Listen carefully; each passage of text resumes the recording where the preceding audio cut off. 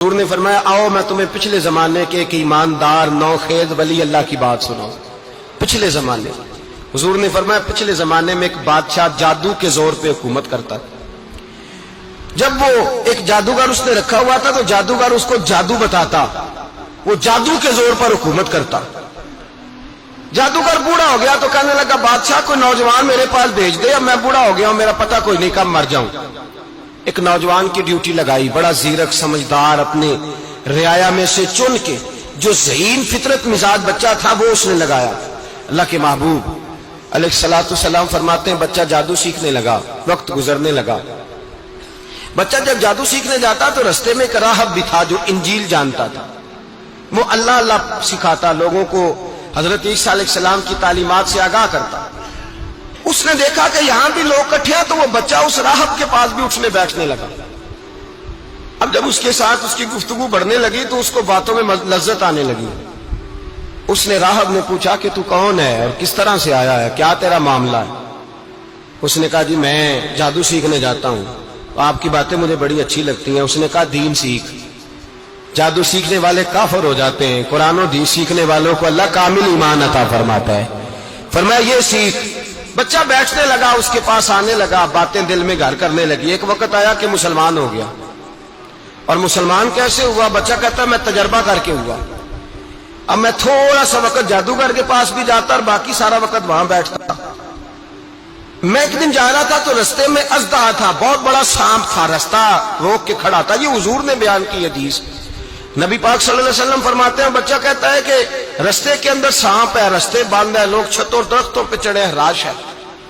کہتے چھوٹا سا روڑا میں نے اٹھایا تو میں نے کہا اللہ اگر جادوگر سچا ہے تو اسے مار دے. چھوٹا سا روڑا میں نے پھینکا, اژدہا کوئی نہ مرا. پھر چھوٹا روڑا اٹھایا, میں نے کہا اللہ اگر وہ عالم سچا ہے تو اسے مار دے.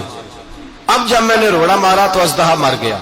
میرے اندر سے گواہی آئی نہیں دین کی باتیں سچی ہیں, نہیں قرآن کی باتیں اسلام سمجھانے کے لیے عرض کر رہا ہوں. اگرچہ اس دور میں انجیل تھی, اللہ رسول کی باتیں اچھی ہیں.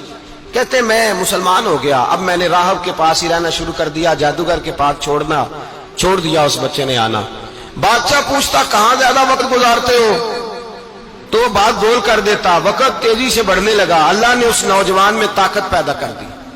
اب وہ اس کے اندر نا اللہ نے توانائی روحانیت پیدا کر دی. ابھی جوان ہے, 14-15 سال عمر ہے. اللہ نے اب جو بیمار بھی آتا وہ دعا کرتا تو اللہ صحت عطا کر دیتا. جو بھی آتا. بادشاہ کا ایک درباری تھا, بادشاہ کو پنکھا جلتا تھا, وہ اندھا ہو گیا. کوئی ایسی تکلیف آئی کہ نابینا ہو گیا. بڑے علاج کرائے, شفا نہیں ہوئی. کسی نے اس بچے کا پتہ بتایا کانوں میں. اس کے پاس گیا تو بچہ کہنے لگا شفا تو ہو جائے گی پر کلمہ پڑھنا پڑے گا, مسلمان ہونا پڑے گا. جس پیغمبر کا میں غلام ہوں تجھے بھی بننا پڑے گا, دین پہ عمل کرنا پڑے گا, اللہ شفا دیتا ہے. اس نے کہا تو مجھے کلمہ پڑھا, مجھے شفا دے, میں تیار ہوں. اس نے کہا شفا تو اللہ دیتا ہے. اس نے اللہ تبارک و تعالیٰ کا ذکر کر کے دعا مانگی. یہ مسلم شریف میں حدیث ہے, طبرانی میں موجود ہے. اللہ نے اسے شفا دی, اس نے کلمہ پڑھنا شروع کر دیا. یہاں ایک نقطہ لکھا ہے ہمارے علماء نے, کہتے ہیں جب اللہ ولایت عطا کرتا ہے نا تو یہ سفید بالوں والے کا حصہ نہیں ہوتی.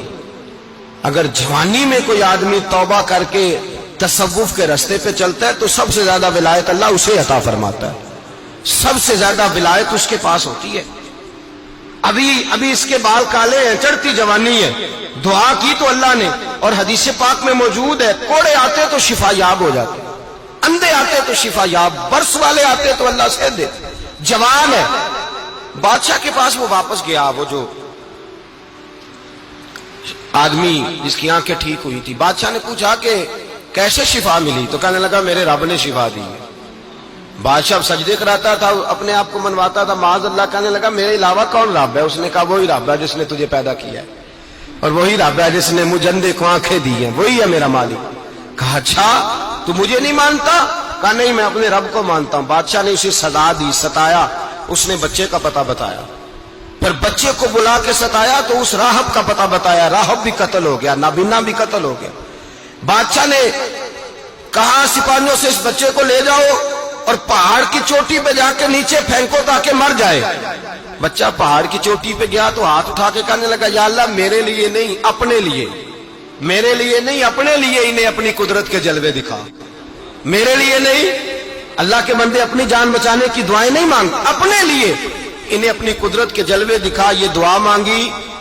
جتنے لوگ ساتھ آئے تھے وہ سارے زمین پہ گرے اور سب مر گئے, پہاڑ سے گر کے مر گئے. بچہ واپس سیدھا بادشاہ کے پاس کہنے لگا لو بھائی میرے رب نے مجھے بچا لیا ہے. جوان کا ایمان دیکھو, میرے رب نے مجھے, بولو میرے اللہ نے مجھے ایمان کی گواہی دے رہا ہے, میں بچ گیا ہوں, تو جھوٹا ہے, میرا رب سچا ہے. اس نے کہا لے جاؤ اس کو دریا میں, کشتی میں بٹھاؤ, بیچ دریا کے جا کے دھکا دے دو. بیٹھے کشتی میں, دریا کے بیچ گئے, اور جب جا کے وہاں اس کو دھکا دینے لگے تو اس نے کہا اللہ میرے لیے نہیں اپنے لیے انہیں اپنی قدرت کے جلوے دکھا. بس ایک طوفان سا آیا, جتنے سپاہی ساتھ آئے تھے ڈوب کے مر گئے. وہ بچہ اٹھا اور سیدھا پھر بادشاہ کے پاس, اسی کے پاس کہنے لگا لو بھائی میرے رب نے مجھے بچا لیا ہے, تیرے پاس آیا ہوں. وہ کہنے لگا تو کیا مصیبت میرے گلے پڑ گئی ہے, کیسے جان چھوٹے گی؟ تو بچہ کہنے لگا اگر تو مجھے باندھے درخت کے ساتھ اور سارے ملک کو بلائے, لوگوں کو اکٹھا کرے, پھر تو مجھے تیر مارنا, میں تجھے بتاؤں گا کیسے مارنا ہے, میں مر جاؤں گا. اللہ کا بندہ نوجوان, ایمان دیکھو, مرنے کے طریقے بتا رہا ہے. میں تجھے بتاؤں گا میں کیسے مروں گا.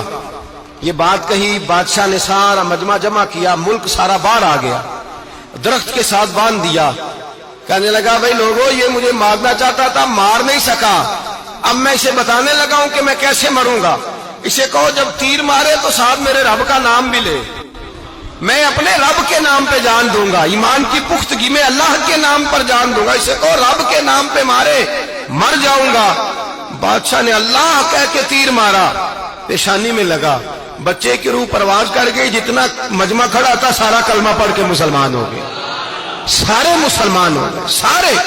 میرے رسول پاک سید عالم صلی اللہ علیہ وسلم نے نوجوانوں کو بتایا جب تمہارے اندر ایمان کی قوت آئے گی تو اللہ تمہاری مدد کرے. فرمایا وہ نوخیز ولی تھا, ابھی جوان رانا تھا, ابھی اس کی پیشانی پر جوانی کے آثار تھے, لیکن اس نے اللہ کو راضی کیا, رب کریم کو راضی. ولایت کا مطلب بڑھاپا نہیں, ولایت کا مطلب وہ نہیں کہ جب بڑا لمبا وقت گزر جائے تو پھر آدمی آئے کہ نہیں اب کیا کرنا ہے, اب مسجد ہی ہے, اب تو اس کے علاوہ گزارا ہی کوئی نہیں. تو اس وقت کا آنا اللہ کی بارگاہ میں قبول تو ہے, لیکن شاباشی اسی کو ملتی ہے جو جوانی کا وقت آئے.